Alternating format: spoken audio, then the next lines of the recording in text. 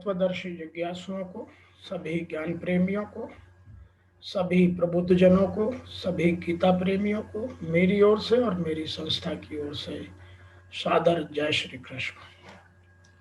आज हम वर्तमान युग में आध्यात्मिक चिंतन की श्रृंखला के तहत गीता के चतुर्थ अध्याय के श्लोक संख्या 18वें की व्याख्या कर रहे हैं।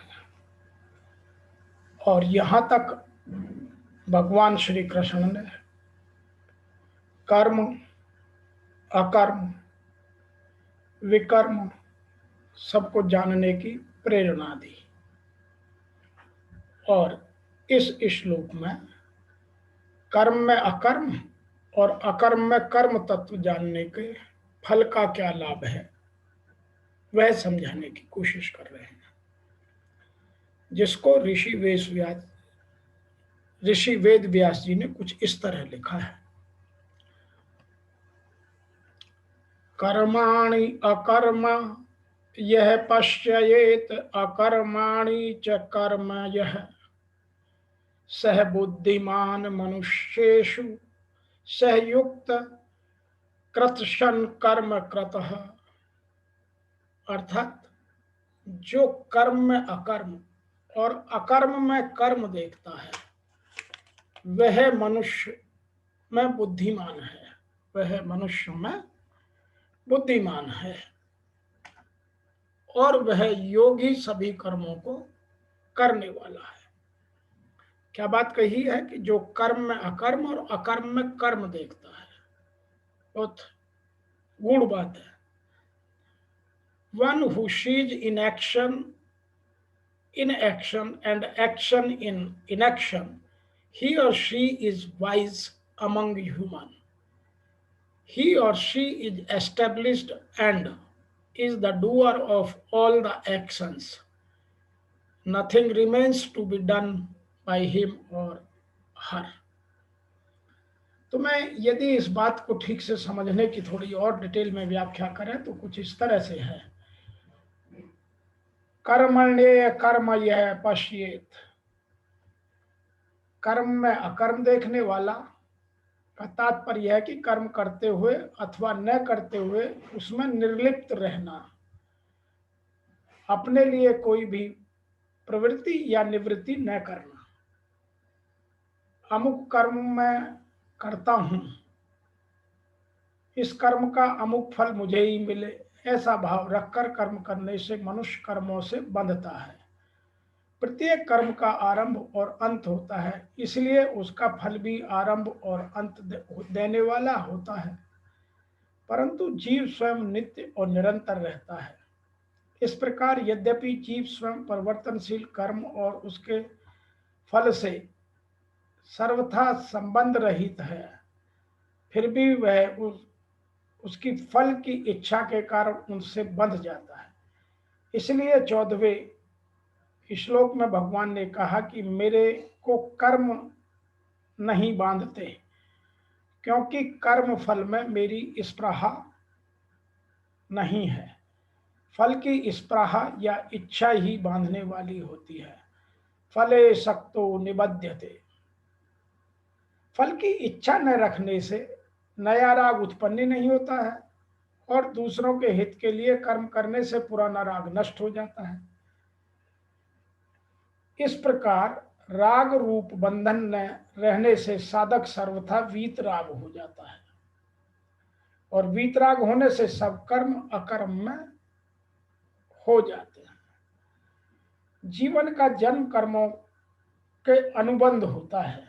जैसे परिवार में जन्म लिया, उस परिवार के लोगों के साथ ऋण अनुबंध हो गया, अर्थात किसी का ऋण चुकाना है और किसी से ऋण वसूल करना है। कारण है कि अनेक जन्मों में अनेक लोगों से लिया है, इसलिए अनेक लोगों को दिया है। यह लेन देन का व्यवहार अनेक जन्मों से चला आ रहा है। इसको बंद किए बिना जन्म मरण से छुटकारा नहीं मिल सकता। इसको बंद करने का उपाय है आगे से लेना बंद कर देना, अर्थात अपने अधिकार का त्याग कर देना और हमारे पर जिनका अधिकार है उनकी सेवा करके उनका ऋण उतारना प्रारंभ कर देना। इस प्रकार नया ऋण ले नहीं और पुराना दूसरों के लिए कर्म करके चुका दे तो वह ऋणानुबंध समाप्त हो जाता है, अर्थात जन्म मरण के चक्कर से यह जीव छूट जाता है। जैसे कोई दुकानदार अपनी दुकान उठाना चाहता है तो वह दो काम करेगा, पहला जिसको देना है उसको दे देगा और दूसरा जिससे लेना है उससे ले लेगा अथवा छोड़ देगा। ऐसा करने से उसकी दुकान उठ जाएगी। अगर वह विचार रखेगा कि लेना है और सब का सब ले लूं तो दुकान नहीं उठेगी। कारण है कि जब तक वह लेने की इच्छा से वस्तुएं देता रहेगा तब तक दुकान चलती ही रहेगी, उठेगी नहीं। अपने लिए कुछ भी न करने और न चाहने से असंगता स्वतः प्राप्त होता है। कारण है कि शरीर, इंद्रियां, मन, बुद्धि, प्राण और उपकरण, कर्म करने वाली सभी सामग्री संसार के हैं और संसार की सेवा में लगाने के लिए प्रभु ने हमें दिए हैं। इसलिए संपूर्ण कर्तव्य कर्म, सेवा, भजन, जप, ध्यान, समाधि भी केवल संसार के हित के लिए ही करने से कर्मों का प्रवाह संसार की ओर चला जाता है और साधक स्वयं असंग निर्लिप्त रह जाता है। यही कर्म में अकर्म देखना है। जब तक प्रकृति के साथ संबंध है, जब तक कर्म करना अथवा न करना दोनों ही कर्म है। इसलिए कर्म करने अथवा न करने दोनों ही अवस्थाओं में कर्मयोगी निर्लिप्त रहना चाहिए। कर्म करने में निर्लिप्त रहने का तात्पर्य यह है कि कर्म करने से हमें अच्छा फल मिले, हमें लाभ मिले, हमारी सिद्धि हो, हमारा मान बढ़े, लोग हमें अच्छा माने, लोग हमारा आदर सत्कार करें, इस लोक में परलोक में भोग मिले। इस प्रकार की किसी भी इच्छा का न होना कर्म में अकर्मता है। ऐसे ही कर्म न करने से निर्लिप्त लेने का तात्पर्य है कि कर्मों का त्याग करने से मान, आदर, भोग, शरीर, आराम आदि सब मिले, इस प्रकार किंचित मात्र भी इच्छा न होना।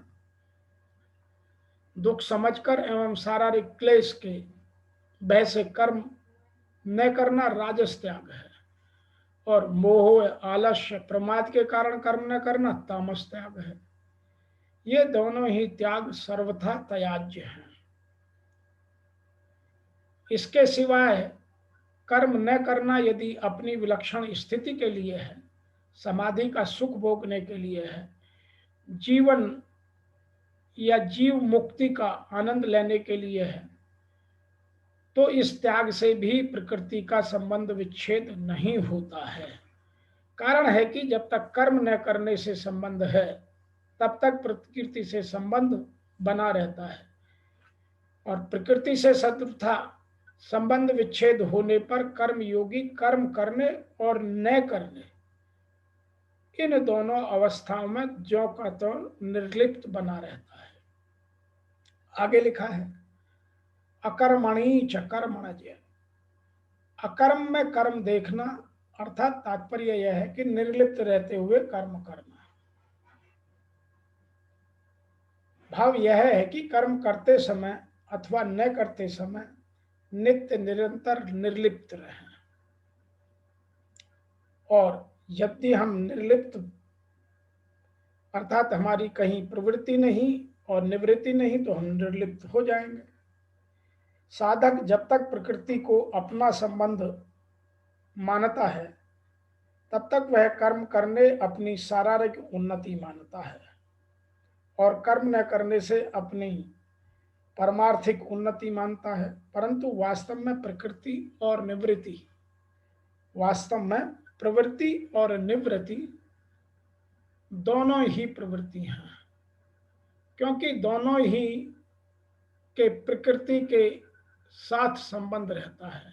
जैसे चलना फिरना, खाना पीना आदि स्थूल शारीरिक क्रियाएं हैं, ऐसे ही एकांत में बैठे रहना, चिंतन करना, ध्यान लगाना, सूक्ष्म शरीर की क्रियाएं करना, समाधि लगाना कारण शरीर की क्रिया है, इसलिए निर्लिप्त रहते हुए भी लोक संग्रहार्थ कर्तव्य कर्म करना यही अकर्म है।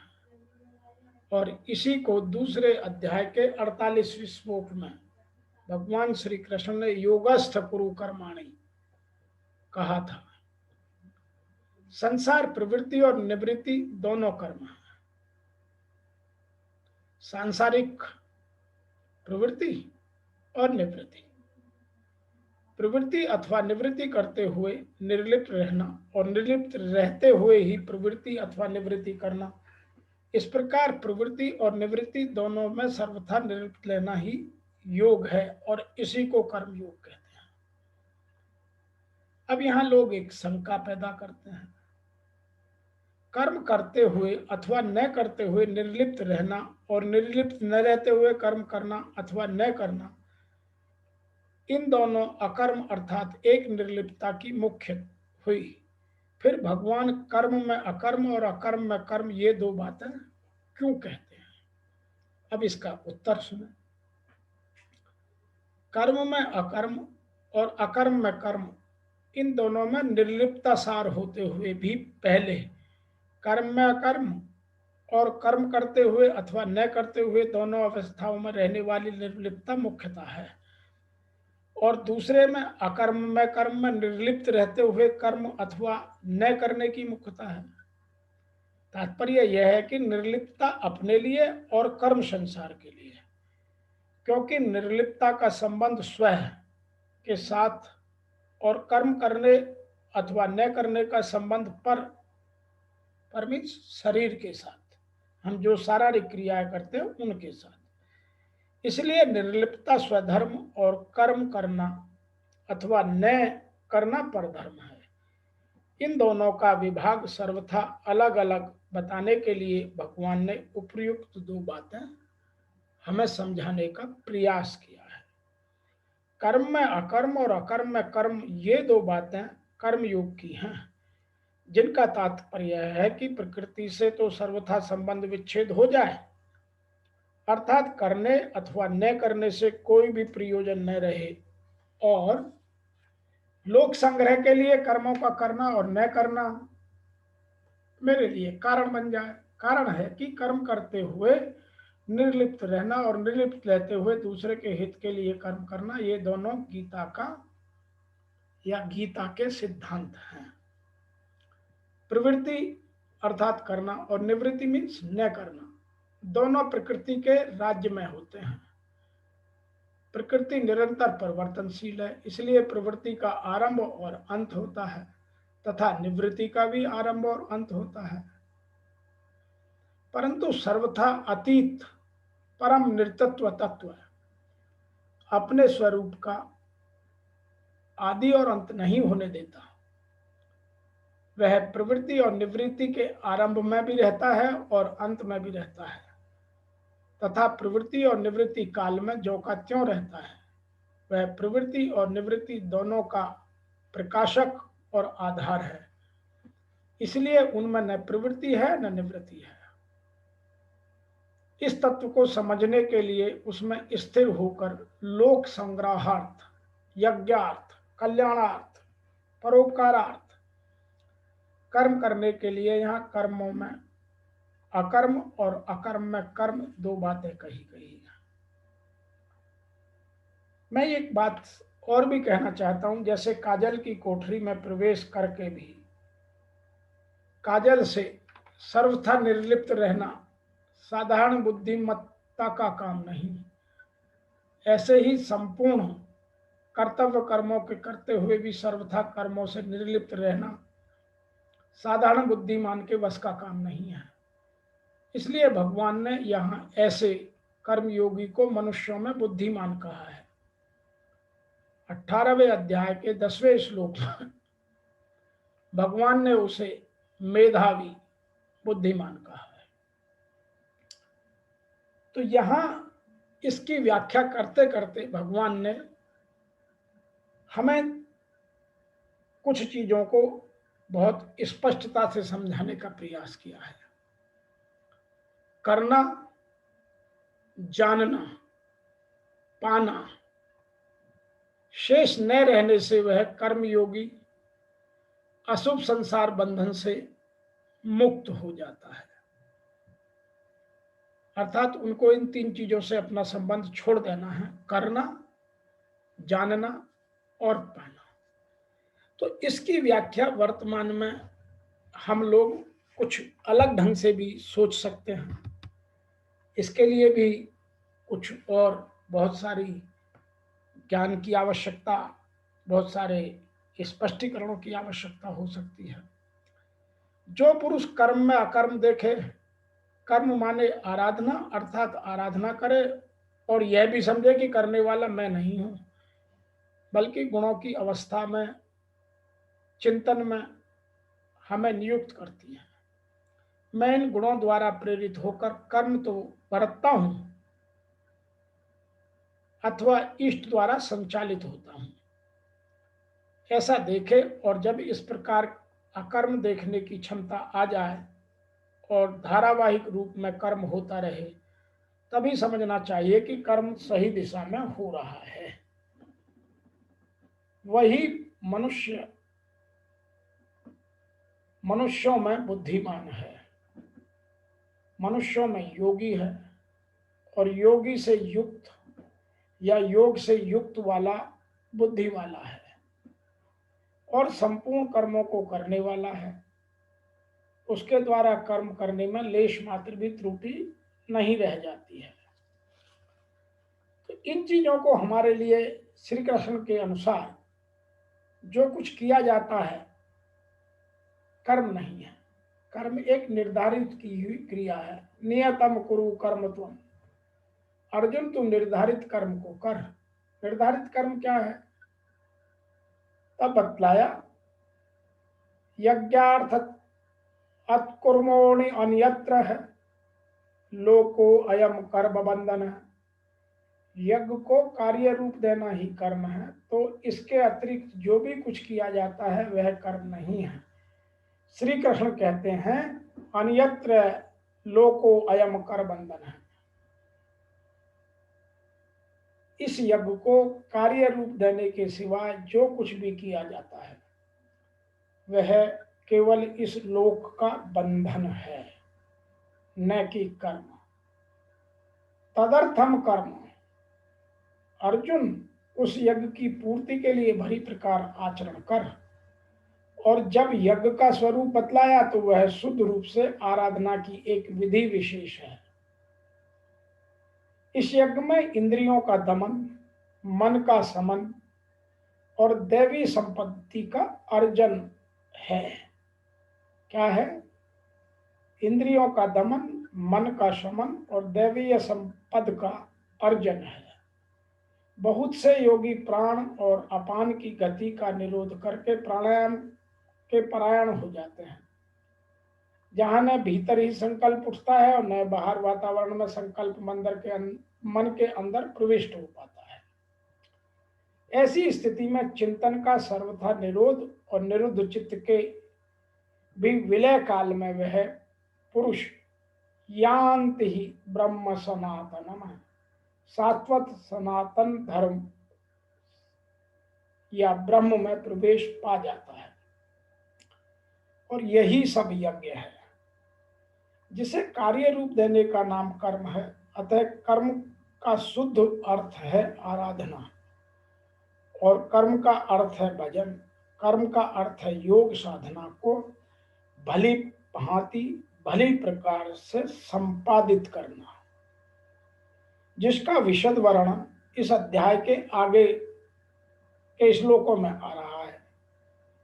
यहाँ कर्म और अकर्म का केवल विभाजन किया गया है, जिससे कर्म करते समय उसको सही दिशा दी जा सके और उस पर चला जा सके। अब यहाँ एक जिज्ञासा पैदा होना स्वाभाविक है कि कर्म करते ही रहेंगे या कभी कर्मों से छुटकारा भी मिलेगा। हर आदमी के मन में आएगा कि कर्म अकर्म विकर्म इन सब के अंतर को जान करके मैं कर्म ही करता रहूंगा, कभी छुटकारा भी मिलेगा। इसका उत्तर भगवान हमें आगे के श्लोकों में देंगे। उसके लिए हमें आगे के श्लोकों की व्याख्या को बहुत ध्यान से और बहुत गहनता के साथ समझना होगा। इसलिए आज के इस 18वें श्लोक से हमें 3 बातों का ज्ञान अपने अंदर आत्मसात कर लेना चाहिए। नंबर पहला, जो कर्म में अकर्म और अकर्म में कर्म देखता है, क्या कर्म में अकर्म और अकर्म में कर्म देखता है, वह बुद्धिमान है। अन्यथा हम जो अपने आप को बुद्धिमान की गणना करने लगते हैं, वह बुद्धिमत्ता नहीं है। नंबर 3 है, वह योगी सभी कर्मों को करने वाला है। अर्थात जब यह भाव आ जाता है तो वह योगी हो जाता है और फिर वो किसी भी कर्म को अपने से निर्लिप्त अर्थात बिना कोई संबंध बनाए हुए पूर्ण कर सकता है। यही गीता का प्रमुख उद्देश्य है कि हम सारे कर्म तो करें, इस प्रकृति को आगे चलाने को, प्रकृति को सुंदर बनाने को, प्रकृति को और मूर्त रूप देने के लिए हम कर्म करें, लेकिन उनसे अपना संबंध ना जोड़ें। अतः हमें इतना जानकर, इतना समझकर और प्रभु का प्रसाद मानकर अपने कर्म करते रहना और कर्म में अकर्म और अकर्म में कर्म देखते रहना के भाव से हम योग पुरुष बन सकते हैं। आज के इस श्लोक की व्याख्या में इतना ही, फिर आपसे शीघ्र मिलेंगे आगे के श्लोकों की व्याख्या लेकर। तब तक के लिए आपको मेरी ओर से और मेरी संस्था की ओर से ओम नमो भगवते वासुदेवाय नमः। श्री कृष्ण।